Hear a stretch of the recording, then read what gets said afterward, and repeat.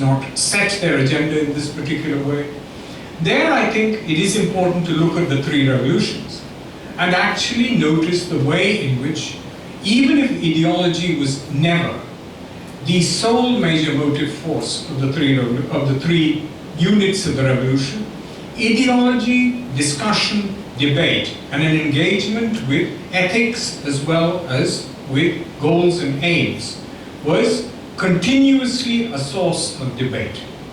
And this, again, is an important aspect of the Bolshevik Revolution, which nobody can deny and nobody can do away with.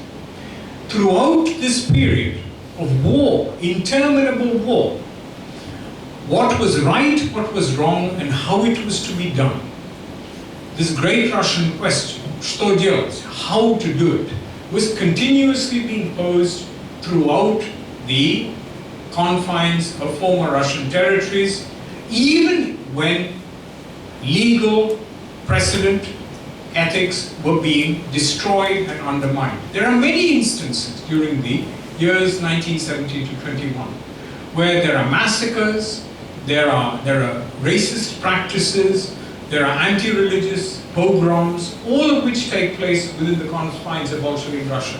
Let us not be ignorant about the fact that the revolution was not a pretty thing. It was, in fact, one of the most gruesome experiences through which persons could live, as Dr. Zhivago was to reflect on when he was forced upon to do so by Boris Pasternak, his creator. The reflections on the revolution must be allowed to breathe the problems that cruelty and human excess will continuously throw up in conditions of civil war. But the fact that the progenitors of the revolution continuously used the forums of debate throughout its development and constitution, this indicates that in the worst of times, it is possible to remain somewhere or another deferential to the importance of ethics and of discussion. And that is what I would argue marks this kind of revolutionary episode as something quite different from a terrorist imagination, an imagination which attempts to constitute states entirely by force, by commitment and by belief, and looks really to a more inclusive and a more wholesome future in which large-scale participation can actually take place. With that, I would like to at least leave my reasons before you for why the revolution is worthy of remembrance as the revolution, not as the foundations of the Soviet state, not as the foundations of either the Communist Party of India or the Communist Party of India Marxist, or any other Communist Party of India for that matter. The revolution deserves attention simply because it marks a way in which humanity can actually engage with crucial problems of modernity. I will leave you with a few of the large images. It was very important for the Bolsheviks to actually show the peoples of the world that they represented not simply a group of well-heeled intelligentsia speaking from cozy places in Moscow, but actually were open to the peoples of the world in the broadest sense. So I'll show you 3 shots on this, which are all taken by them at what we call the Conference of the Peoples of the East, which took place in 1920 after the Second Congress of the Comintern. It was held in Baku on the Caspian Sea, and the photographs that they took of this event, you can see from the way in which the photographs are actually shown, attempt to give an impression of inclusiveness, the notion that there were many, many different types of people who participated in their venture. They're just 3 photographs now. It's all right, I think I got it. I think I got it.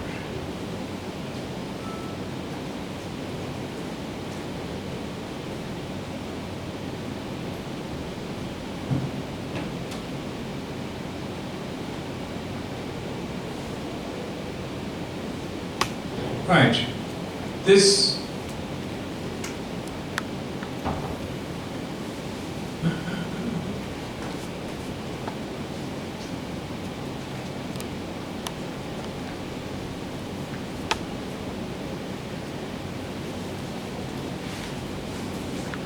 well, anyway, I mean, I think that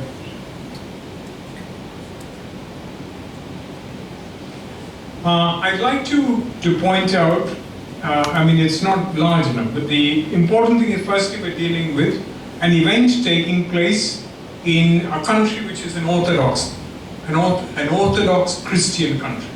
That is Orthodox Greek Christian. Okay, the Russian Federation is dominated by Russians who are Orthodox Greek Christians. Okay, the important thing is to emphasize in the ceremonial that you were not associated with Orthodox Greek Christianity, hence the Muslim background. Okay, the fact that the actual conference was being held in a Muslim state, and in the introductory photograph it should be clear that it was not within an Orthodox Greek ambience that it was going to show itself, and or in an Imperial Russian building that it was going to show itself.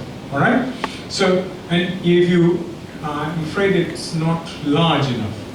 If you could, if one were to look at the faces a bit more carefully, you would actually see that you have many different types of costumes. There are a number of Indians in the audience as well. There are about 20 to 30 Indians who were present at the Congress, including M.N. Roy himself.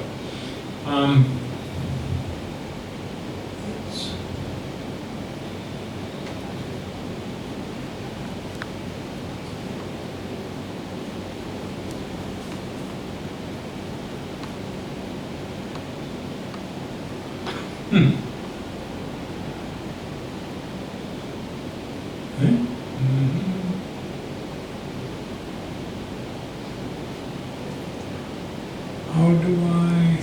No, I'm not able to. Yeah, I've got it. There we are. Yeah. Then I simply go down, right? Or I just do this. That makes the picture clearer. But wait a minute. There. We got the next one.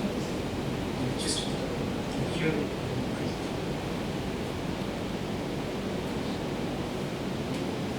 No, we skipped one.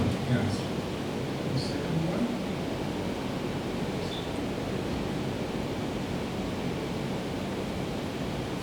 Just go down one, please.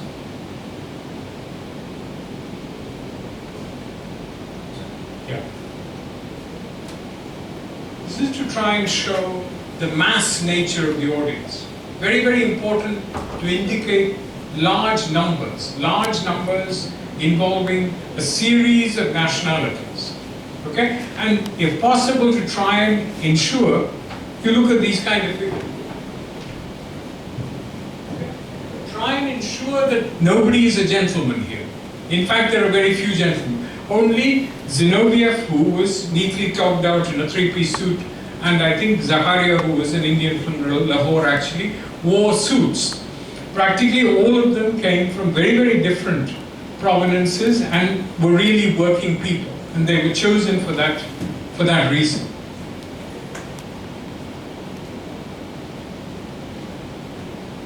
So, what was the language in which it was conducted? No, hang on, wait. Okay.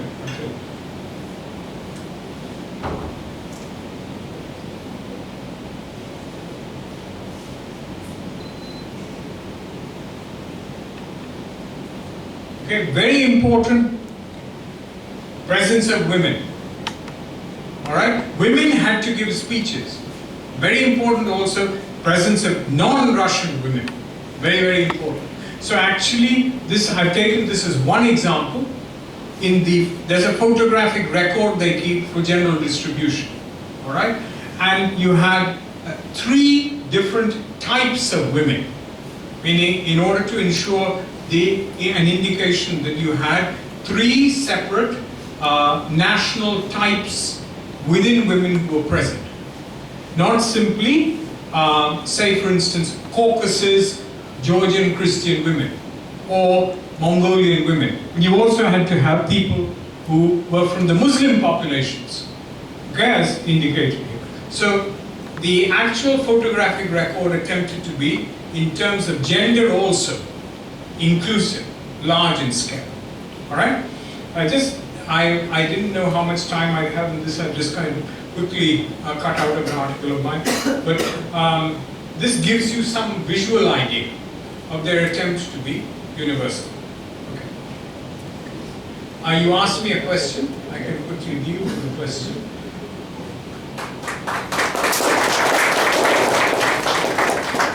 I hope that was comprehensive. Bujecho shop, right? Huh? But so, what was the language in which the entire proceedings went on? I mean, it was in Russian or in any other language? The most unusual, the most interesting thing about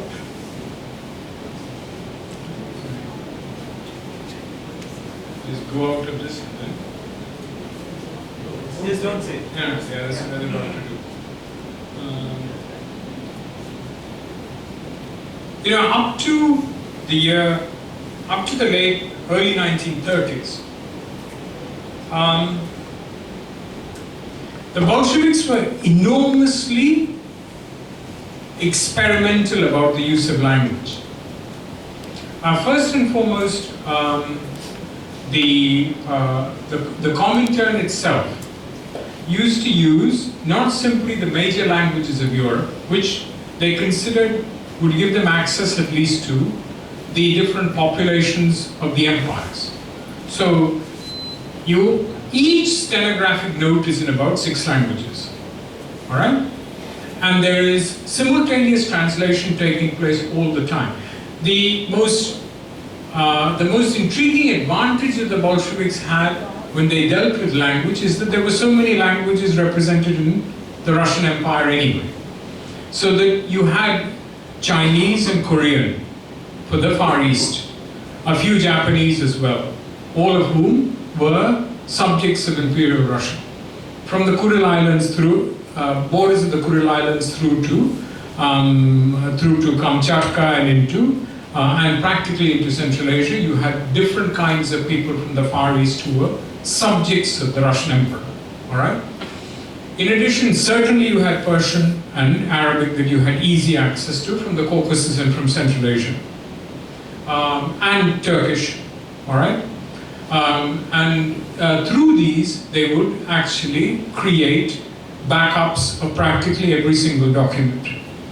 Indians were used in the propaganda apparatus, primarily in order to generate Urdu and Hindi variants of everything. And they were present. Muhammad Barakatullah, Ubaidullah Sindhi, they were all present from the time of, from January of 1919 in the propaganda apparatus. And they set up a funny unit which is called the Indian section of the Sovintepprop for these reasons. So language was something that they continuously drew, the language policy was something where they continuously drew in the nationalities of the world to provide backup material. It was part of even the university procedure. What they would do in the Communist University of the Workers of the East is that they would actually have nationalities groups, and for people who were coming from outside the former Russian bloc, and they would generate from within them teachers. And you had a kind of what we call a prefectorial or monitoring system, whereby the senior student would normally undertake the discussions with the junior-most students while the junior-most students were being taught one of the standard other languages that were present in the university. All this began to fade out during the 1930s, when gradually Russian began to be projected as the major international language. In the early years of the revolution, there was a much broader opening of scope and scale, so that in fact the revolution could draw more people in.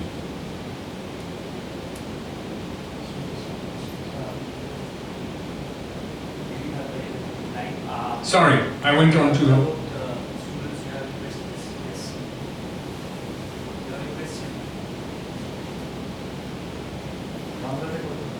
বাংলাতে করতে হবে। Yes. Talks about that they were giving money to this other states.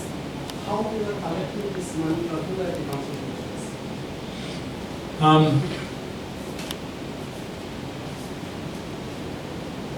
Well, let me put it this way.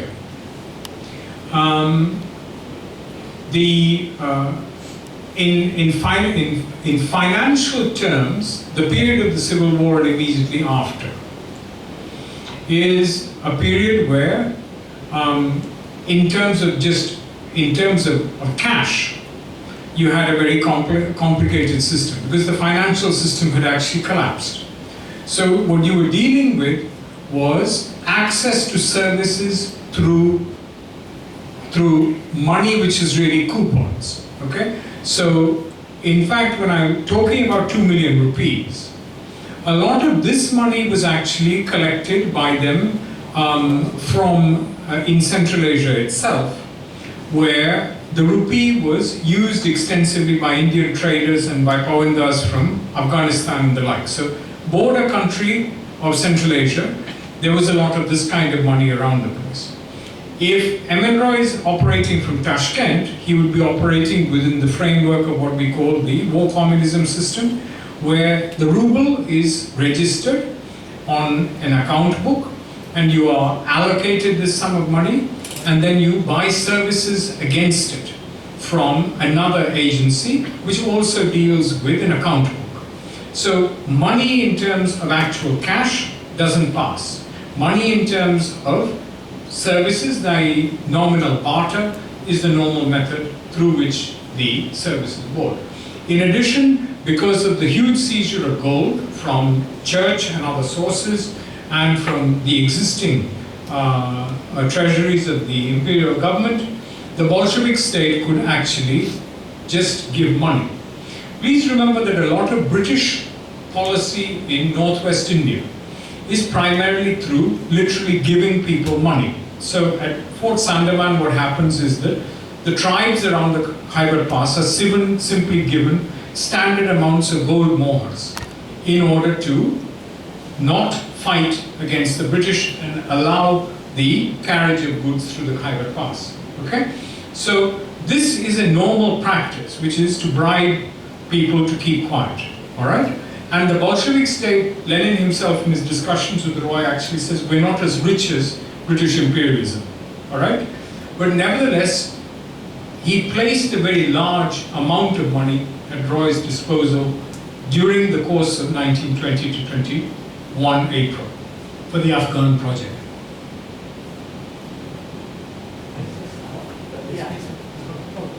So what we mostly know about the reactions of the people from the larger parts of the country. What about the reactions of the people from the scarce parts of the country that were not reachable by the most leaders of that time?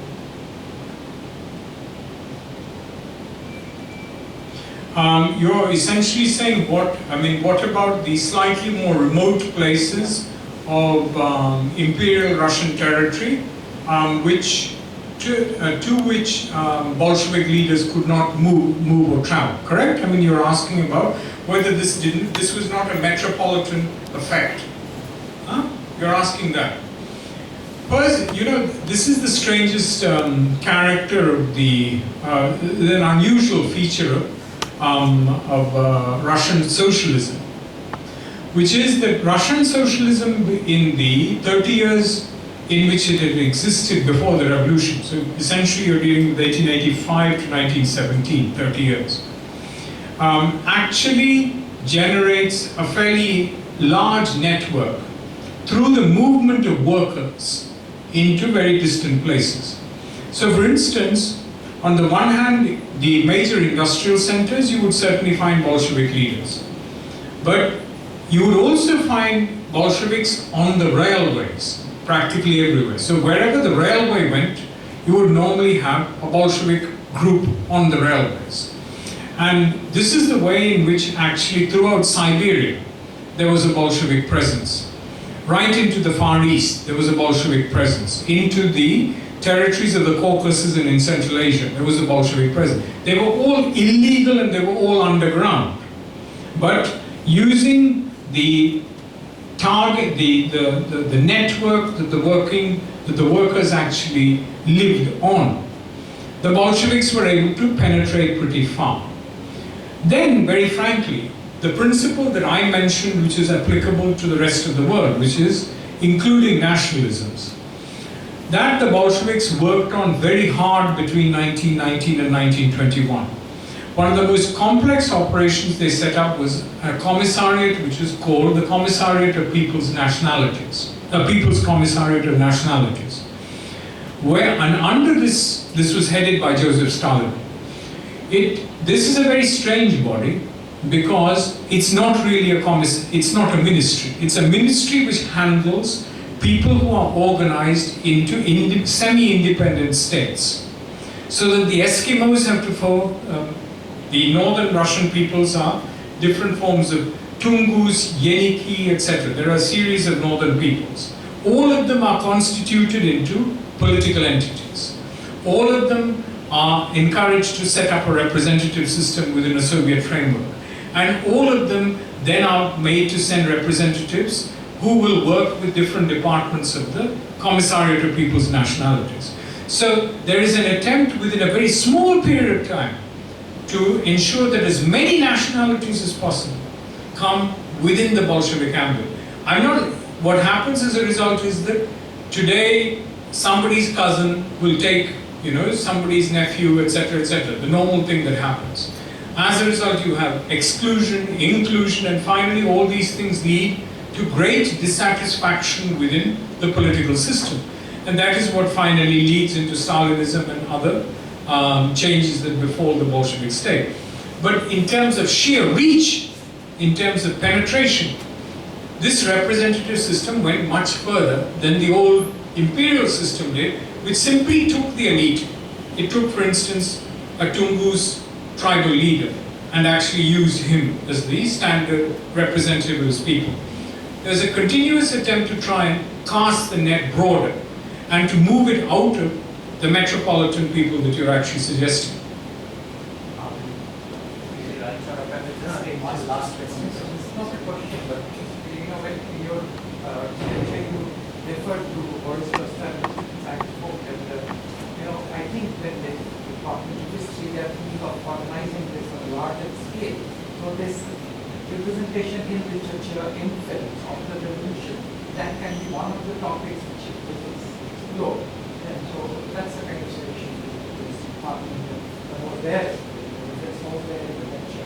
Yeah. That's something that we need. Well, the revolution because of, within Soviet Russia itself, the Pasternak book actually created a furor because it was not published, but for a very long time. But it was circulated by what we call samizdat, which is that people simply cyclostyle the thing and publish and they print copies and send them out. The censorship board actually debated the picture that he presented very intensely, and there was a long document in the 1960s which was leaked, indicating the way in which they responded to the novel. But I'm not going to go into the details of it, but what is important to remember is that these multiple discussions of the views of the revolution continuously came to be taken up because the revolution was held to be sacred.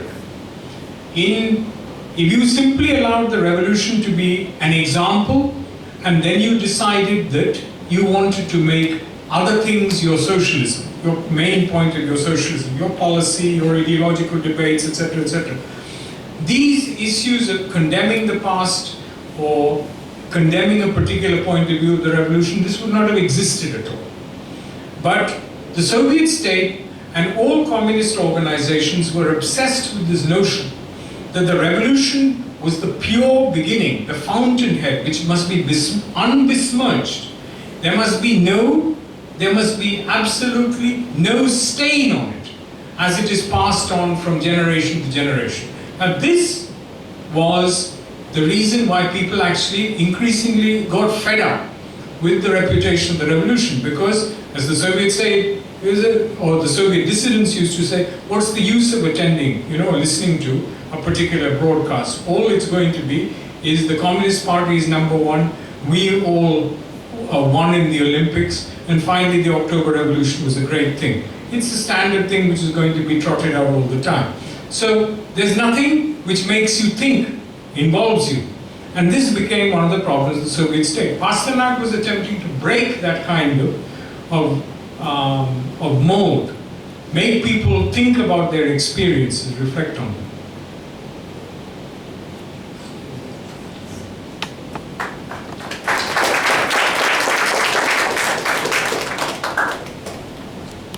Thank you, sir.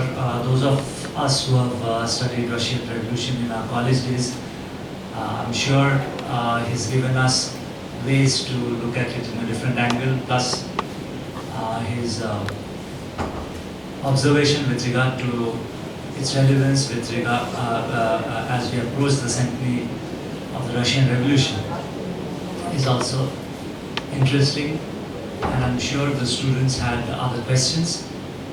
Unfortunately, we are running short of time, so I'd like to request Professor Gautam Mukhopadhyay to deliver the vote of thanks.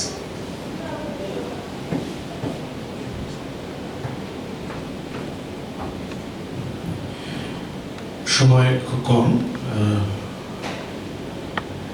প্রথমেই আমি সকলের পক্ষ থেকে সশ্রদ্ধ ধন্যবাদ জানাবো আমাদের sir professor H.S. বাসুদেবনকে। এতক্ষণ যারা মন দিয়ে শুনলে ছাত্ররা, এবং সব থেকে বড় কথা আমাদের পঠন পাঠনের একটা গুরুত্বপূর্ণ পার্ট হিসেবে আমাদের যে বল ম্যাগাজিন, তাতে যারা অত্যন্ত পরিশ্রম করলে তাদের সকলকে ধন্যবাদ জানাবো। আমাদের বিভাগের পক্ষ থেকে যারা অন্যান্য বিভাগ থেকে ছাত্ররা এসেছো, এবং বিশেষ করে যারা অধ্যাপকরা উপস্থিত আছেন, তাদের সকলকে আমাদের পক্ষ থেকে আন্তরিক ধন্যবাদ জানিয়ে আজকের অনুষ্ঠান শেষ করব। নমস্কার, ধন্যবাদ।